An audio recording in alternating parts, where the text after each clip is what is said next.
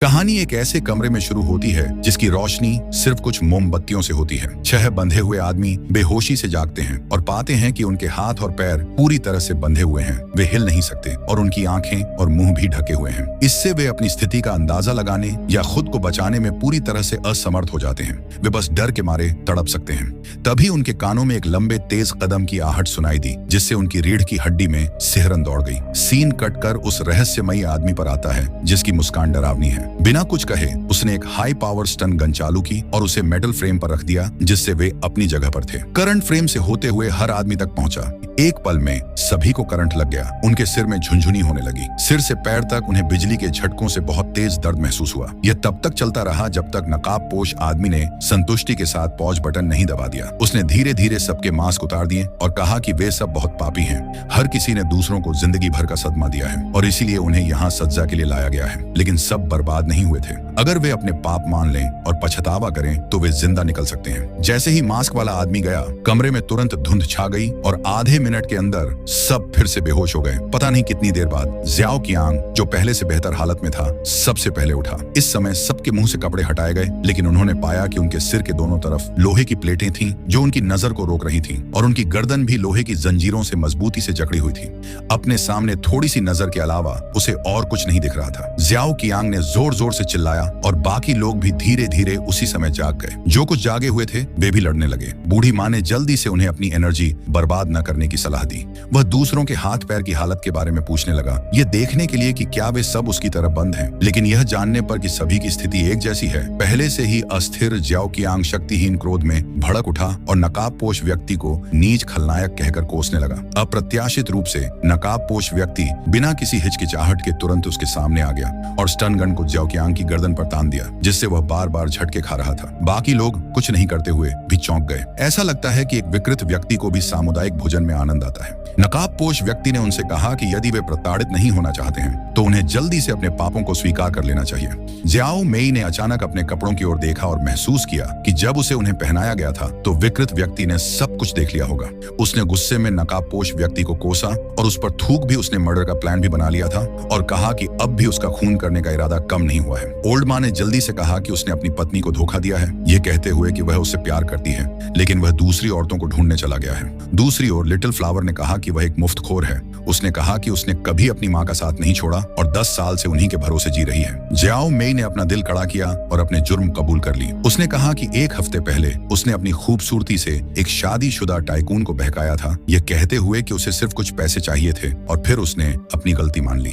दूसरों ने भी तुरंत अपने जुर्म कबूल कर लिए, लेकिन नकाबपोश आदमी टस से मस नहीं हुआ। उसने धीरे धीरे कुछ कदम उठाए, फिर एक स्टन गन निकाली, उसे मेटल प्लेट पर दबाया और उन्हें बिजली से उड़ा दिया, जिससे वे सब झटकों से थक गए। नकाबपोश आदमी ने पूछा कि क्या करंट काफी तेज नहीं था, ये कहते हुए कि उनमें से कोई भी जवाब सही नहीं था, और कहा कि वह पूरी तरह चार्ज होने के बाद वापस आएगा। फिर वह कमरे से चला गया। एना ने नकाबपोश आदमी की बातों को एनालाइज किया और यह नतीजा निकाला कि उसका मतलब था कि वहां बंधे सभी लोगों का एक ही पाप था। फिर भी बहुत सोचने के बाद उन्हें एहसास हुआ कि वे एक दूसरे को बिल्कुल नहीं जानते थे। जब सब लोग भागने के तरीके पर बात कर रहे थे तो सू ह्यून ने कहा कि जब वे लड़ रहे थे तो मेटल का फ्रेम हिल रहा था और शायद वे मिलकर उसे हिला सकते हैं। एना ने तुरंत उसकी बात मना कर दी और कहा कि अगर वे फ्रेम हिला भी लें तो भी जंजीर खोलने वाली चाबी के बिना वे भाग नहीं पाएंगे। जैसे ही वे इस बारे में बात कर रहे थे, नकाबपोश आदमी बॉल पॉइंट पेन की एक ट्यूब लेकर अंदर आया। फिर वह जियोक्सियन के पीछे गया, एक खंजर उठाया और उसे बुरी तरह से चाकू मार दिया। एक पल में उसकी चीखें पूरे कमरे में गूंज गईं, जिससे बाकी लोग इतने डर गए कि उनके डायपर लगभग गीले हो गए। फिर नकाबपोश आदमी ने उसे एक के बाद एक चाकू मारना जारी रखा, जब तक कि उस आदमी की चीखें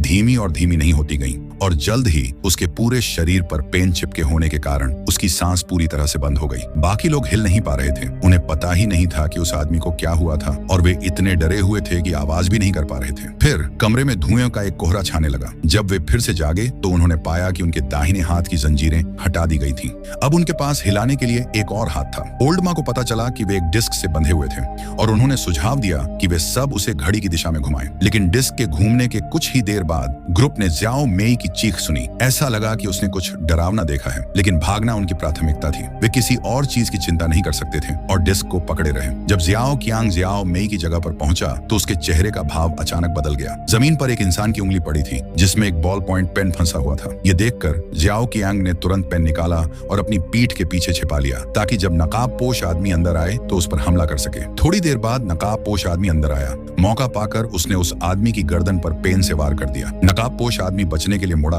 और पेन सिर्फ उसके कंधे को छू कर गया, जिससे कोई जानलेवा घाव नहीं हुआ। ये जानते हुए कि उसे सजा मिलने वाली है, जियाओ कियांग ने नकाबपोश आदमी की आंखों में देखने की हिम्मत नहीं की। अजीब बात है, नकाबपोश आदमी को गुस्सा नहीं आया। इसके बजाय उसने हर व्यक्ति के पास एक कागज और एक पेन रख दिया।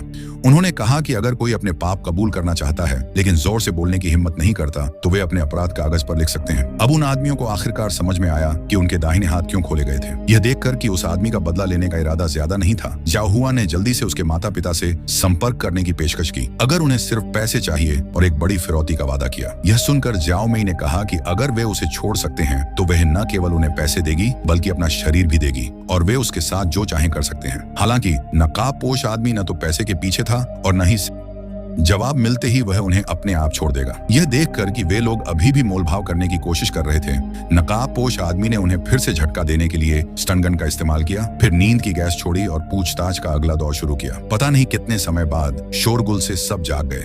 बूढ़े माँ ने अपनी आंखें बंद कर ली।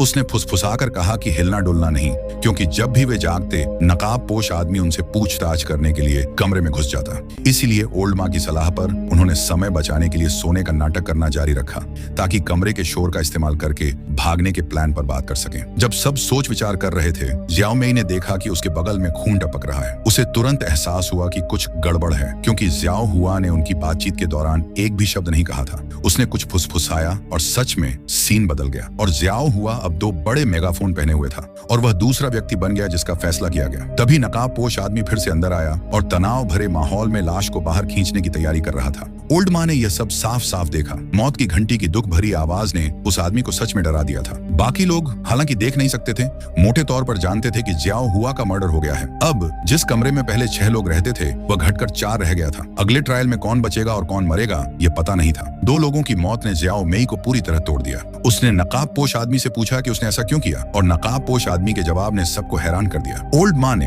यह देखकर कि नकाबपोश आदमी ने उसे एक हिंट दिया है, जल्दी से पूछा कि क्या वह और सुराग दे सकता है, लेकिन नकाबपोश आदमी ने उसे नजरअंदाज किया और चला गया। अगले ही सेकंड नींद की गैस फिर से छोड़ी गई। बेहोश होने से पहले उन्हें अपने जीवन का सबसे घिनौना काम लिखना था, वरना उनमें से एक की जान चली जाती। पलक झपकते ही वे एक बार फिर कोमा से जाग गए। इस बार नकाबपोश आदमी ने वह मेटल प्लेट हटा दी जो उनकी नजर को धुंधला कर रही थी और जियाओ मेई को छोड़कर हर कोई अपने आसपास साफ देख सकता था। इस समय उसका मुंह सिगरेट से भरा हुआ था और उसे सुरक्षित रखने के लिए उस पर चारों ओर मजबूत गोंद लगा हुआ था। नकाबपोश आदमी शांति से उसके सामने उकड़ू बैठ गया, फिर एक लाइटर निकाला और सारी सिगरेटें जला दी। बहुत सारा गाढ़ा धुआं तुरंत जियाओ मेई के फेफड़ों में चला गया, जिससे उसे सांस लेने में बहुत मुश्किल हो गई और उसके चेहरे पर अजीब से भाव आने लगे। हैरानी की बात नहीं थी कि नकाबपोश आदमी की नजर में जियाओ मेई का दम घुट गया और वह दम घुटने से मर गई। उनके पास समय कम होता जा रहा था। धुआं फिर से निकला और तीनों ने पागलों की तरह जवाब लिखना शुरू कर दिया, लेकिन अगले इंसान की मौत को कोई नहीं रोक सकता था। इस बार कातिल ने उनके गले से जंजीरें हटा दी और जल्द ही हाई हील्स की जानी पहचानी आवाज आने लगी। कातिल एक नुकीली लाठी लेकर कमरे में घुसा। अजीब बात है,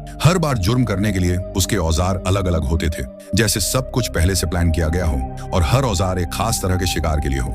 कातिल कमरे में घुसते ही सीधे जियाओ कियांग पर टूट पड़ा। लाओ माँ के उसे रोकने की कोशिशों और उसके पिछले जुर्मों के बारे में बताने के बावजूद कातिल उसकी गुजारिशों को अनसुना करता हुआ लग रहा था। एक नुकीला डंडा पकड़कर उसने जियाओ कियांग को पीट पीट कर मार डाला, जिससे कमरे में हर जगह खून फैल गया। कातिल खुश नहीं लग रहा था। जैसे ही वह हमला करने वाला था, उसने मुड़कर अपने सामने खड़े 2 लोगों को देखा।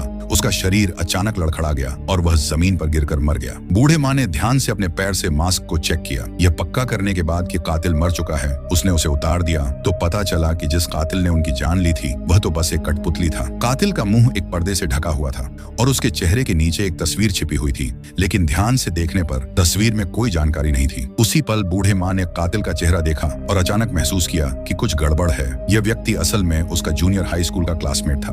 बूढ़े माँ एक पल के लिए स्तब्ध रह रह गए। लेकिन इसके बाद जो हुआ वह और भी ज्यादा अनएक्सपेक्टेड था। उसके बगल में खड़ी ऐना न केवल उसी स्कूल से थी बल्कि उसने उसे लव लेटर भी लिखे थे। बूढ़े माँ पूरी तरह से हैरान रह गए। उसने जूनियर हाई स्कूल में किसी से अपनी गलती मानी थी, लेकिन वह ऐना नहीं थी। उसे ऐना के बारे में बिल्कुल भी याद नहीं था। अब उसे इसकी कोई परवाह नहीं थी। भागना ही उसका एकमात्र रास्ता था। तभी ऐना को अचानक मोमबत्ती के अंदर एक चाबी दिखी। क्योंकि चाबी बहुत गर्म थी, इसलिए ओल्ड माँ ने उसे फेंक दिया। उसने ऐना से चाबी लाने को कहा, लेकिन ऐना ने सिर्फ अपना ताला खोला। ओल्ड माँ को पूरी तरह से नजरअंदाज किया। फिर तय समय देखकर ऐना जल्दी से रोलर शटर के पीछे छिप गई। एक औरत जो लगभग अकेली थी अंदर आई, लेकिन ऐना ने तुरंत उसका गला घोंट कर मार डाला। लेकिन यह बूढ़ी औरत असल में कौन थी? जब ओल्ड माँ अभी भी सोच रही थी, ऐना अचानक बोल पड़ी। आखिर में ऐना ने सब कुछ मान लिया। पता चला कि असली कातिल वही थी। उस कमरे में जो कुछ भी हुआ वह उसी ने रचा था, और उसने इन लोगों को इसलिए मारा क्योंकि 10 साल से भी पहले उसे बेइज्जती झेलनी पड़ी थी। असल में 10 साल से भी पहले ऐना एक लड़का था, शायद दिमागी तौर पर परेशान था। उसे अचानक लाओ माँ से प्यार हो गया था और उसने उसे लव लेटर लिखे थे।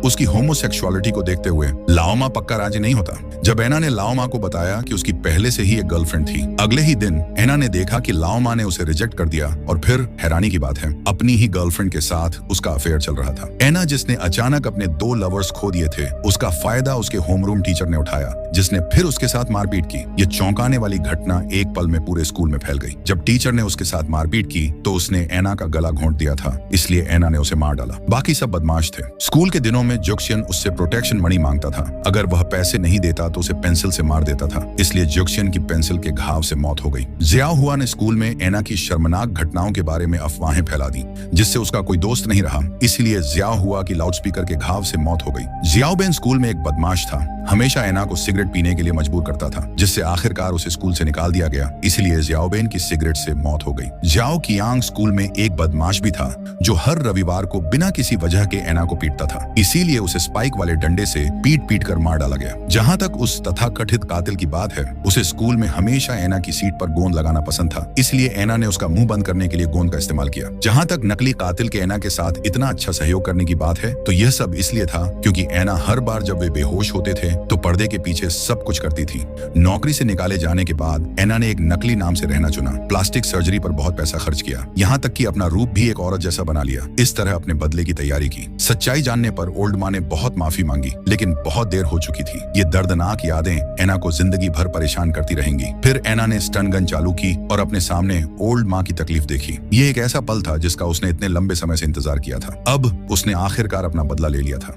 लेकिन ऐना का जीने का कोई इरादा नहीं था। प्यार में बहकर उसने इस बार नींद की गैस को जहरीली गैस से बदल दिया, और बस ऐसे ही वह और ओल्ड माँ हमेशा के लिए एक साथ हो गईं। और इसी के साथ यह कहानी यहीं समाप्त हो जाती है।